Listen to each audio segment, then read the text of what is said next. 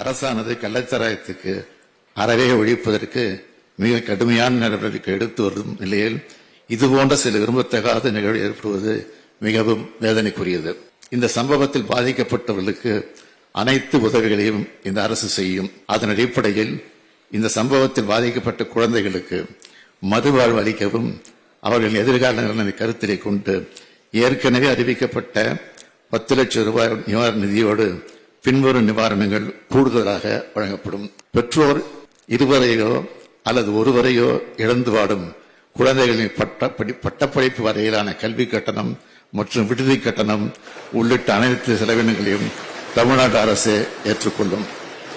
பெற்றோர் இருவரையும் இழந்து ஆதரவின்றி தவிக்கும் ஒவ்வொரு குழந்தையும் பாதுகாவலர் பராமரிப்பு வளர அவர்கள் 18 வயது நிறைவடையும் வரை மாத பராமரிப்பு தொகையாக தலா 5000 ரூபாய் வழங்கப்படும்.